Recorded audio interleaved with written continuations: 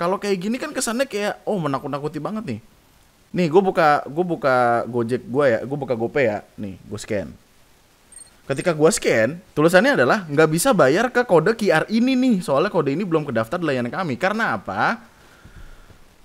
Ya karena metode pembayaran tidak semudah dan sebodoh itu gitu. Maksudnya kayak kebingungan gue bertambah setelah kayak ada kalender 2025. Ada yang bikin stiker. Stikernya sedekah sambil belajar. Masya Allah. Biarkanlah tenang gitu loh.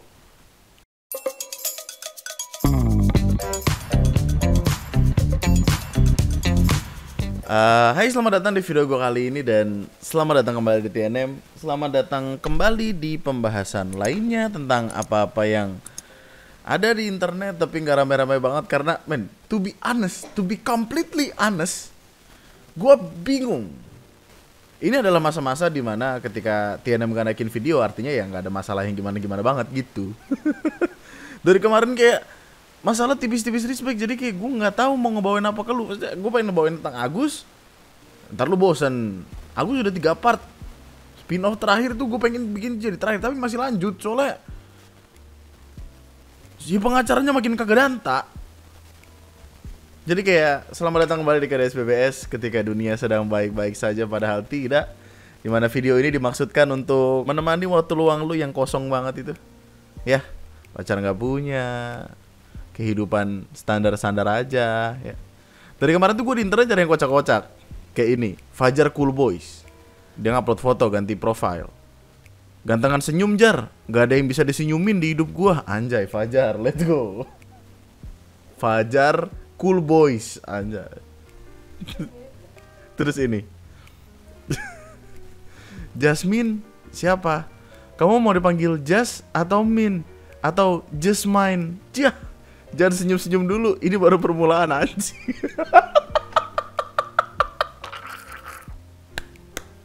Gue mau habiskan waktu gue dari kemarin di internet untuk ngelihat yang kocak-kocak kayak gini. Dan lebih menyenangkan sepertinya daripada mencari berita. Karena kalau cari berita kayak isinya masalah mulu hidup gue. Anjir. Terus ini kemarin gue di tag siapa gitu tentang perkara ini. Jadi ada stiker Magic for Your Life. Videonya dinaikin di TikTok. Jadi ini adalah sebuah stiker yang bisa membantu kita dalam kehidupan. Terus iklannya kocak, makanya pengen gue kasih lihat ke lu. Mau info sedikit tentang kemajuan teknologi yang akan datang. Seperti stiker yang satu ini, teknologi dari Taiwan, stiker Magic solusi hemat untuk segala keperluan harian kita. Untuk pemasangan di mobil membutuhkan 3 stiker yang terpasang karena banyak komponen mesin-mesin di mobil. Selain mobil, stiker ini juga berfungsi di motor. Cara penempelan stiker Magic pada motor di dalam atau di luar filter udara. Kalau untuk listrik bisa tempelin 2 stiker ini. Berguna untuk menghemat listrik. Aku sendiri sudah tes, pemakaian harus 12 jam cuma. Jadi dengan menempelkan stiker itu, apapun yang ada hubungannya dengan bahan bakar, semuanya bisa menjadi lebih hemat. Before sticker, after sticker, cuma berkurang 1 kWh selama pemakaian 12 jam. Let's go. Ini bro, teknologi ini bro, dari Taiwan, teknologi yang tidak dimiliki oleh dunia. Berkurang 1 kWh loh, hemat banyak kan? Berguna juga untuk yang lainnya seperti menghemat baterai HP ataupun laptop sekitar 10-15% dan rasakan pengalaman baru. Bukan cuma hemat BBM, tapi membuat tarikan mesin dan suara mesin jadi halus dan kencang. Udara dipenuhi dengan berbagai ion dan elektron. Untuk apa kita membuat mobil irit bahan bakar? Apa jangan-jangan mobil-mobil irit bahan bakar isinya stiker semua? Magic jar low watt buat apa? Ini buset, model kertas melem. Ion dan elektron yang bergerak ke arah berbeda memperlambat aliran Apa katanya? udara dipenuhi dengan berbagai ion dan elektron. Ion dan elektron yang bergerak ke arah berbeda memperlambat aliran udara. Dengan cara ini udara akan tersedot ke dalam mesin dan lebih efisien. Yang penasaran? Harga 45.000 per lembar. Stiker bekerja 2 bulan sejak ditempel. Anjing. Orang nyari duit kayak pengen ngebego-begoin orang banget gitu. Kalian boleh lo cobain karena ini bagus banget untuk yang akan datang. Apa sih akun TikTok? Gue jadi penasaran. Kemarin gue niatnya cuma buat kocak-kocakan aja, tapi kenapa lucu banget ya? Akunnya udah nggak ada. Karena apa? Karena pasti ditolol-tololin sama orang. Daripada stiker itu, mending lu beli ini. Ya, ayam chicken, lele chicken, tahu chicken, tempe chicken, sosis chicken, otak-otak chicken, usus chicken. Yang paling make sense cuman usus chicken aja. Lele chicken. Ini jokes dari zaman kapan tahu, tapi masih lucu. Ini di mana dah? Ini di Depok banyak gak sih? Jogja. Pamulang yang kemarin apa? Jamur chicken. Jamur chicken. Nggak kelihatan. Mama chicken.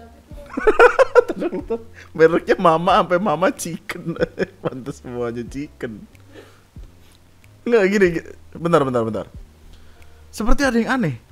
Ayam chicken, lele chicken, tahu chicken, tempe chicken. Ini kayak gorengan ya.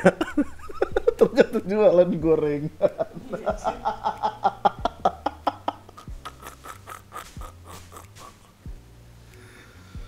Aduh, capek banget. Gue ngetawain jokes-jokes begini. Gini aja bro, bikin video tuh yang lucu-lucu aja.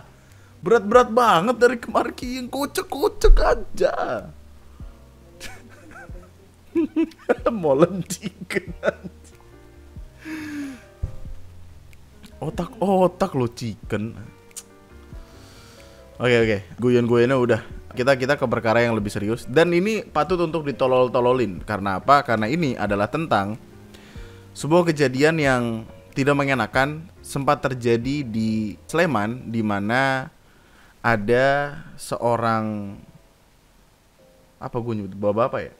Pokoknya tiba-tiba gini, keluar video ini. Gue nggak bisa ngasih lihat full videonya ke lu, tapi intinya ada video ini ngasih lihat tentang penemuan mayat di lahan kosong yang ada di Sleman. Tiba-tiba aja tuh ditemukan jam 10 pagi.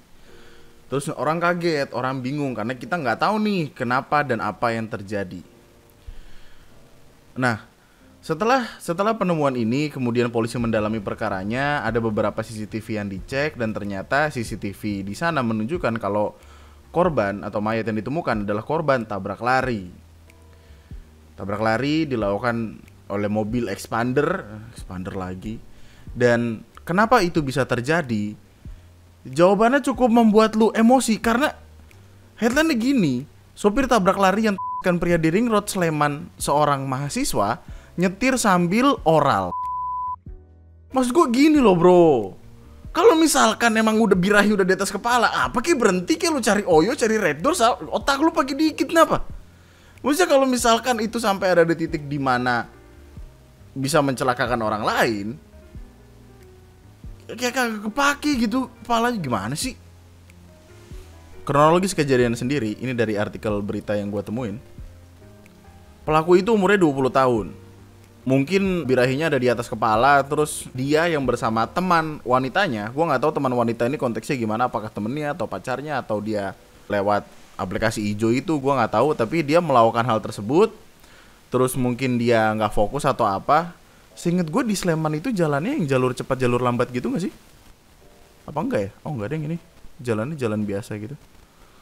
Minggir mungkin terus nabrak. Nih yang jadi masalah adalah gini. Hasil pemeriksaan terhadap tubuh korban dan olah tempat kejadian perkara, polisi menduga kuat korban sesaat setelah ditabrak tersangka itu masih hidup. Akan tetapi akibat luka yang diderita cukup parah, korban tidak sanggup bertahan dan meninggal dunia di seputar lokasi kejadian. Maksudnya kalau misalkan dia bertanggung jawab dan berhenti gitu, korban masih bisa selamat. Tapi dia kabur, cabut, anjing, bocah 20 tahun. Baunya expander. Tampol ya, matiin aja orang kayak gini. Dan informasi lainnya adalah dalam pengakuannya, MAT mengaku selain mendapatkan layanan saat menyetir, ia juga terpengaruh alkohol. Saat itu habis minum dan bukan pacar saya. Terus dia juga sempat ada ngelak kayak dia nggak nyadar udah nabrak orang. Yang dipikirkan saya saat itu menabrak tiang atau trotoar. Goblok. Bocah gue udah mabuk begitu dong. Masalahnya, gue nggak tahu bagaimana cara lu melihatnya, tapi kalau di TikTok fokusnya tuh jadi pada aneh-aneh, komennya tuh pada aneh-aneh gitu loh. Lagian apa nggak berhenti dulu, kan bisa di parkiran McD. Kenapa McD mulu udah dibawa-bawa? Ngapain anjing sampai jalan, mending lu berhenti di parkiran. Contohnya parkiran McD. Kenapa harus McD? Cewek jago kayaknya sampai cowoknya jumpalitan. Mas gue ini tragedi gitu. Kayaknya gue setragedi-tragedinya nggak akan yang kayak gini banget dah. Berarti cowoknya belum pro ya deh ya. Apa meremelek? Gue nggak tahu dah. Menurut tuh komen-komen kayak gini appropriate nggak sih, kayak pengen tapi belum punya istri, belum punya mobil. Enggak. Pokoknya kalau kita ngelemparnya ke TikTok pasti kagak beres bro, sumpah dah, kagak data. Najis. Berak. Nih, kita ke perkara ini nih. Jadi gini. Perkara ini lagi diomongin banget di Twitter by the way, karena seperti ada misinformasi. Bentar Fajar Cool Boys, bentar. Jadi kayak seperti ada misinformasi yang dikasih tahu sama Doski. Jadi buat lo yang belum tahu, Doski ini namanya Mr. Bird. Mungkin lu kenal Doski karena dia pernah ada ribut sama Pace. Let's go Pace, mantap adik. Bagaimana adik perasaannya melawan Mister adik? Oke, kita rada mundur ke belakang dulu ya, sorry ya. Si Mr. Bird ini, itu dia kan terkenal sebagai orang yang suka mendibang atau melihat sesuatu yang ada unsurnya dengan penipuan, kejahatan di internet gitu-gitu. Terus dia kayak pengen jadi superhero buat, ini gua kasih tahu lu nih, jangan kayak gini ya gitu. Yang mana sebenarnya nggak apa-apa dan nggak ada masalah juga. Tapi cara dia mengeluarkan omongannya di internet itu rada wadaw, karena dia tuh bikin video ini, wajah penipu BCA BRI, cara mengetahui wajah dan alamat rumah penipu online dan scammer. Maksudnya kayak too much banget gitu. Yang padahal cara yang dia gunakan hanyalah dengan droid cam.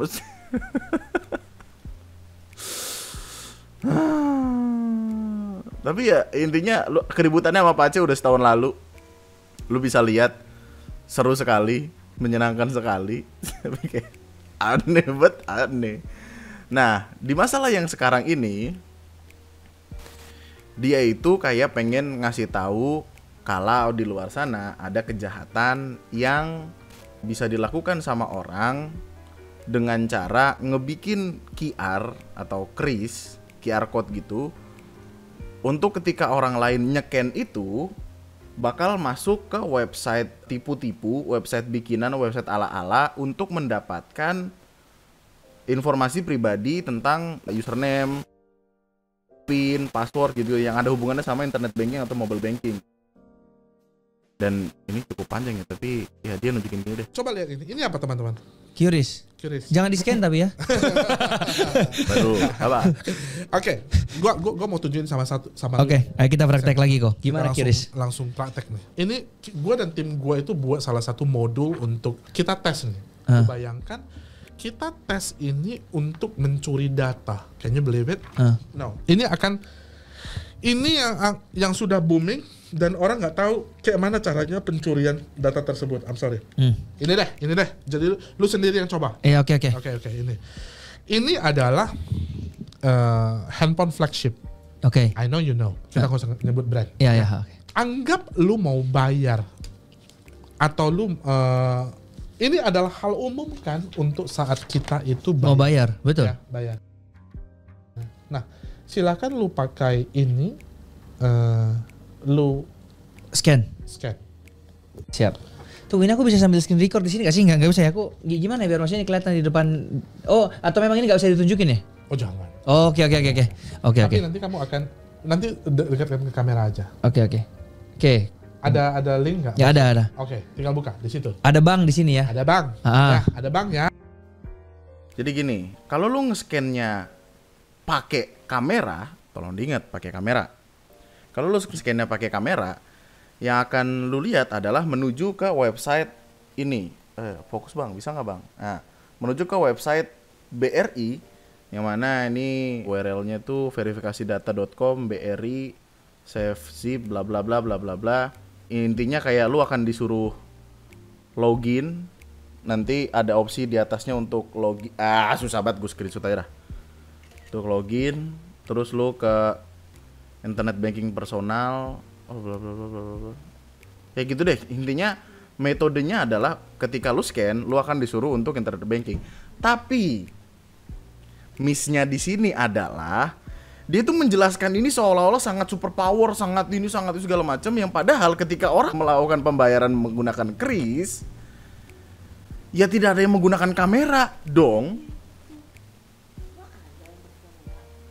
Kok lo ngecekin kris pakai kamera, lo nge-scan kris kan pakai apa? My BCA, Mobile BCA, Gojek, GoPay, apa? Maksudnya, iya, dan kita buka aplikasi paymentnya kita apa dulu kan? Kalau kayak gini kan kesannya kayak, oh menakut-nakuti banget nih.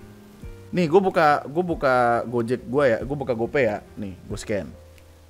Ketika gue scan, tulisannya adalah nggak bisa bayar ke kode QR ini nih, soalnya kode ini belum kedaftar di layanan kami. Karena apa?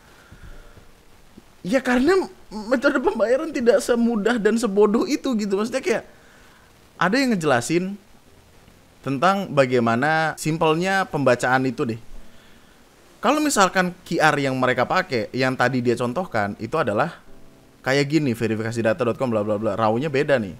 Sedangkan kalau untuk payment, ya ini lebih kompleks dan ribet dari yang tadi gitu. Maksudnya dia kayak ingin memberitahu kayak banyak lo sekarang metode penipuan yang bisa jatuhnya tuh kayak phishing, yang artinya ketika lo scan lo harus mengisi username, password, ini itu apa segala macam. Kemudian siapapun pemilik dari si kode QR itu bisa tahu nih, karena itu langsung ke send ke login.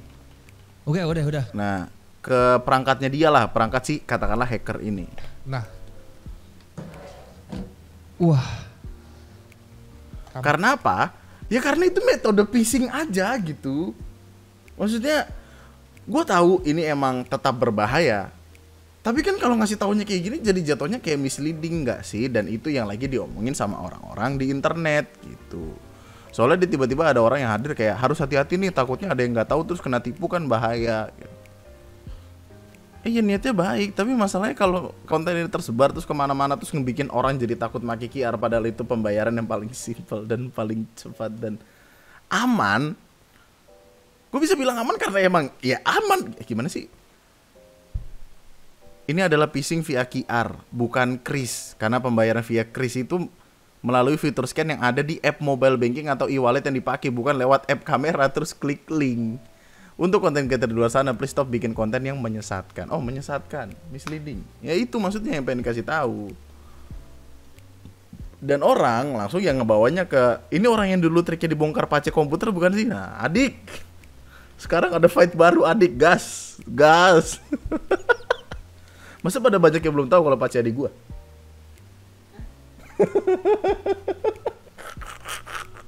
Anak IT ketawa kenceng, ya. Bayar pakai kris kok login. Nah itu masalahnya di situ. Meskipun demikian, ya lu juga tetap harus hati-hati. Kalau misalkan ketemu kris yang nggak bisa lu baca, terus lu buka dari kamera, terus lu klik terus malah login gitu, jangan. Karena setahu gue ya, kris itu tidak pernah ada yang kasus yang aneh-aneh gitu. Kasus terakhir yang gue tahu tentang perkara kris adalah ada orang nempelin krisnya dia, nempelin QR-nya dia di masjid supaya orang yang mau nyumbang niatnya ke masjid malah jadi ke orang itu. Itu baru kasus. Udah ketangkep gak sih orangnya? Ya gitulah intinya gitu ya. Ini mohon dikoreksi sedikit atau di-cut, bisa di-cut nih. Ini kan udah ada segmennya nih. Videonya masih ada. Dan videonya 8 hari lalu, sudah seminggu. Ya. Pace. Gue harus ngeliat Pace yang ngomong soalnya akan kocak. Oke. Kita akan pergi ke perkara ini. Ini perkara gue harus hati-hati banget karena gue takut salah ngomong. Tapi gue sih ngerasanya di perkara ini pikiran kita semua sama kalau ini tidak seharusnya dilakukan. Jadi gini, beberapa bulan lalu nggak sih? Maksudnya ini kasusnya udah sebulan. Jadi ada sebuah kasus kejahatan yang mana kasus kejahatannya ini sangat tragis. Tentang Nia Kurniasari, gadis penjual gorengan yang nyawanya dihilangkan oleh lanangan gatel nggak masuk akal, yang cowoknya itu dia ngumpet di rumah kosong terus ngumpet di plafon terus ditarik pantatnya, yang gitu-gitu deh. Pelakunya sudah ketangkep, sudah dipenjara. Tapi masalahnya bukan hadir di sana. Perkara ini kan udah sempat gue omongin di membership ya, gue kira selesai di sana. Cuman ada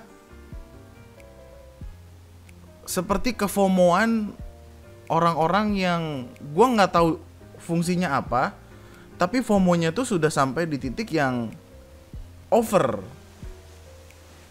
bener-bener melewati batas. Kayak gini, nih perkaranya diomongin banget di Twitter. Kuburan Nia Kurniasari, korban pemerkosaan dan pembunuhan, sekarang dijadiin tempat ziarah karena katanya kuburannya wangi.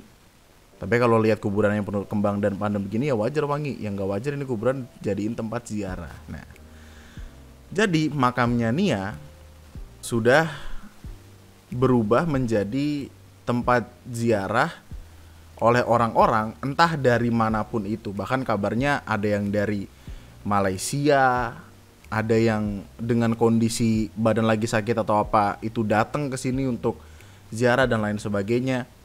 Karena dari berita yang tersebar, dari kalimat yang ada di internet, banyak sekali orang-orang FOMO yang malah jadi pengen eksis di perkara ini gitu. Mereka nyari exposure atas tragedinya orang lain gitu. Dan ini sampai ada di titik yang tidak masuk akal. Nanti akan gue jelaskan pelan-pelan.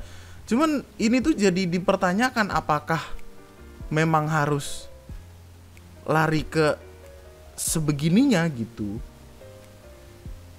Jadi nggak sehat nih, rumah korban kan ramai warga. Terus netizen bilang jadi tempat wisata. Maksud gue gini, kita semua bisa sepakat lah ya untuk kayak kalau ada kayak ginian, biarkan dia tenang gitu. Kenapa malah jadi destinasi wisata? Kenapa malah jadi privasinya orang dilanggar untuk mereka rekam dan sebarkan di internet untuk kayak wah-wahan sama temen-temen gitu loh. Maksud gue kayak, lu pada tahu nggak sih kasus NKS jualan gorengan ini? Muak banget sama fansnya terlalu menggugahkan dia, takut memberatkan dia di dalam kubur. Kasihan juga yang dibully sama netizen si NKS-nya. Kamar ruang pribadi pun dipublikasi. Nah kayak gini gitu kan jadi nggak sehat. Bertemunya dua insan yang melahirkan anak penuh berkah. Suasana ramainya antrian di pintu masuk. Jadi pertanyaan gua kayak, hah? Kuburan dia seolah-olah tempat wisata, bahkan ada yang wudhu di atas kuburannya, bahkan dijadikan tempat wisata dan juga tempat jualan. Astaga. Ratu Givana berwudu di makam Nia. Kenapa? Kenapa?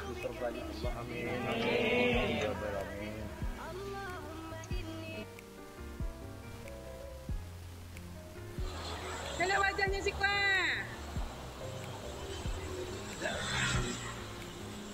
Gue masuk ke rumah. Ada orang jualan. Gue nggak tahu kalau orang jualan gimana ya sudut pandang lu, tapi ya maksudnya ketika ada orang banyak datang akan ada orang yang nyari peluang untuk jualan dan ini yang terjadi gitu. Gue nggak tahu ini bagaimana lu ngelihatnya, cuman ini consider mencari keuntungan dari kesedihan. Nggak tahu bro, dilemparnya kemana jadi bingung ini. Yang menyedihkan adalah karena konten-konten ini, karena banyaknya orang-orang FOMO yang datang bahkan sampai ada di titik nggak masuk akal. Kayak ada orang yang napak tilas ke rumah almarhumah, terus ada yang berdoa di lubang bekas jasad almarhumah ditemukan, padahal itu jelas-jelas ada polis lain. Kenapa? Gue kayak nggak paham dengan apa yang terjadi gitu. Kayak, dan ini dinaikin sama dia ke TikTok, ke Facebook, apalah itu. Maksudnya validasi seperti apa yang ingin dia cari? Ada grup Facebooknya. Kalau grup Facebook juga gue nggak tahu sih. Nggak, masalahnya gini, karena semua ini, karena orang-orang ini dan segala macamnya, kolom komentar di TikTok malah jadi berisi orang-orang yang ngatain korban. Full topping pistachio dan udah kayak pahlawan, nggak ke pahlawan goreng kayak topi. Nah, maksudnya kayak, kan ini semua terjadi gara-gara orang FOMO itu. Paham sih maksud gue? Paham kan? Gosh.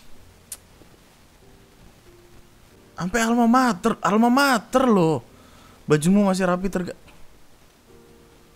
Astaga.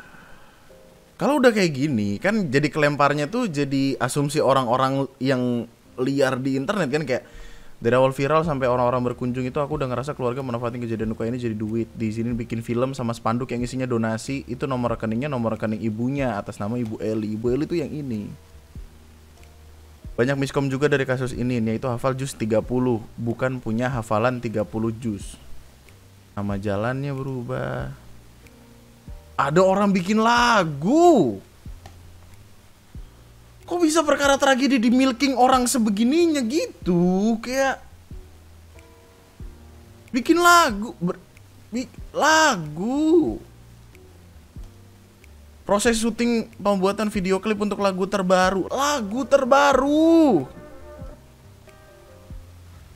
Harus banget ya begitu. Maksud gue tuh kayak kan udah nggak wajar gitu loh.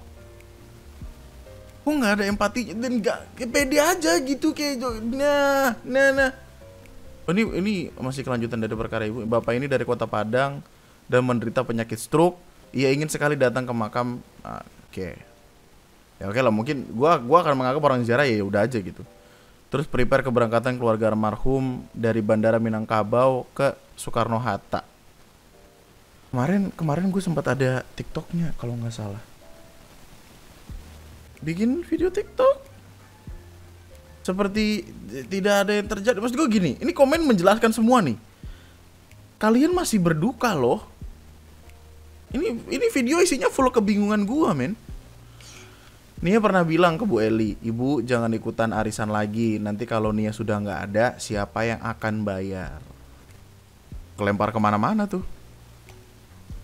Kebingungan gue bertambah setelah kayak ada kalender 2025. Ada yang bikin stiker. Nyampe nggak di kepala lu, men? Stikernya sedekah sambil belajar. Masya Allah. Biarkanlah tenang gitu loh. Kalau bisa dari keuntungan usaha stiker ini sisihkan untuk keluarga almarhum. Mungkin kalau itu sih susah, saya niatkan pahalanya untuk Nia itu sisihkan untuk kucing jalanan, anak yatim dan lain-lain. Apakah nyampe? Gue nggak tahu. Gue sih kayak stiker bro. Kemarin di live gue ada yang bikin jaket. Ini udah sampai ada di titik yang nggak masuk akal gitu. Dan yang paling bikin gue muak itu ini. Tiba-tiba keluar flyer selembaran ikuti casting film Nia. Tiba-tiba jadi film. Tahu nggak terakhir kali ada film itu perdebatannya panjang banget tentang perkara tragedi. Stres banget dah. Diangkat dari kisah nyata. Kriteria pemeran, bla bla bla bla bla bla. Buat video 1 menit dengan tema bebas. Takut, sedih atau marah. Disukai dengan dialek Minang. Terbuka untuk umum paling lambat 31 Oktober. Maksud gua,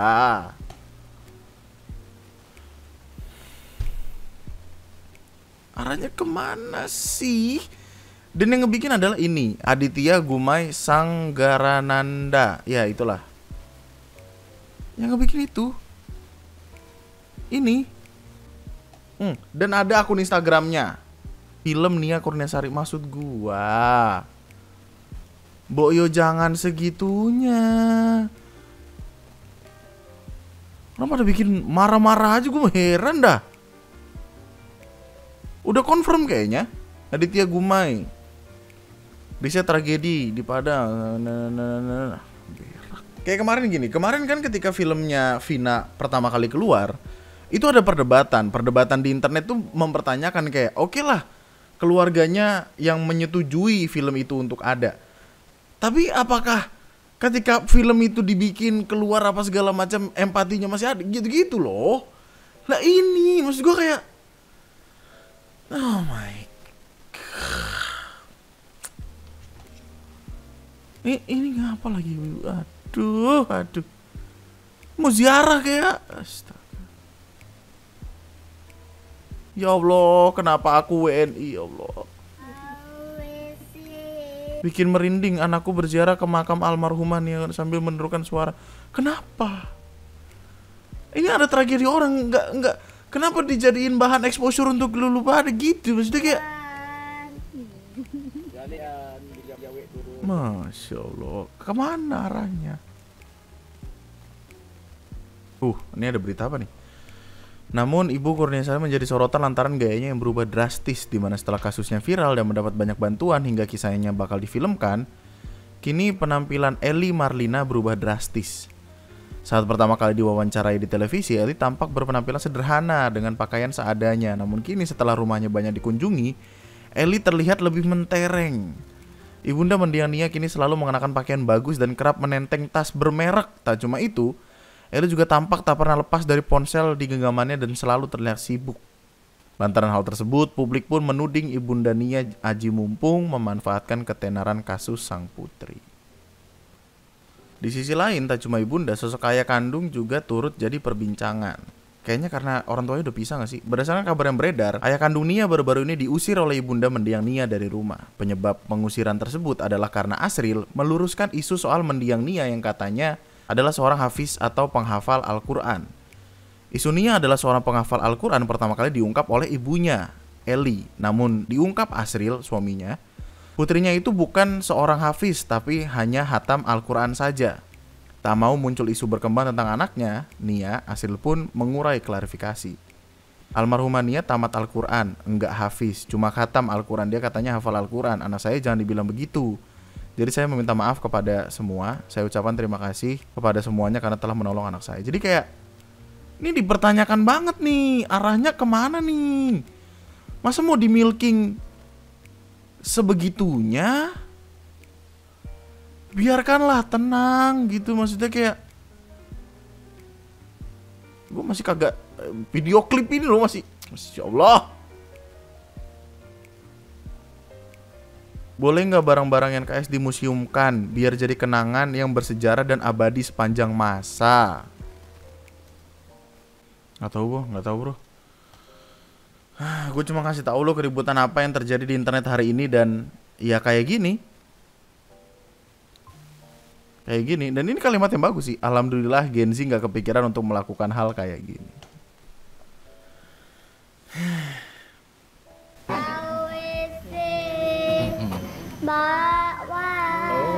Masya Allah, teman-teman ya. Iya. Apa tahu isi bakwan? Masya Allah, berasa zikir kali. Masya Allah. Ya gue rasa itu aja bro, berarti bro untuk video gue kali ini. Nambah bingung kan lu? Nonton video ini niatnya buat ada yang temenin biar happy. Sekarang jadi bingung kan? Nah, kenapa aku terakhir WNI gitu kan? Nah. Tulis opini dan pendapat lu di kolom komentar di bawah tentang sudut pandang lu tentang perkara ini. Kalau misalkan ada bahasan yang sekiranya menarik dan seru dan panjang, boleh tuliskan di kolom komentar di bawah atau di tag di sosial media gue di @lunatictwister. Karena lagi sepi banget ini. Perkara bingung banget dah dunia sepi, gue yang bingung bro. Kayak portal-portal berita tuh gak? Makanya tiba-tiba ada penelusuran tentang bagaimana cara memerah susu sapi, yang gitu-gitu kan. Itu karena berita habis, makanya dibawa penelusuran. Masa gue tiba-tiba merah susu sapi? Ntar dah. Siapa tahu bisa ya. Deh, kita akan ketemu lagi di lain kesempatan. Sampai waktunya tiba, tetaplah bahagia, tetaplah baik-baik saja. Jangan aneh-aneh yang dilakuin kalau hidup di dunia ya. Nama gue Andri, sekian dan terima kasih semuanya. Selamat malam.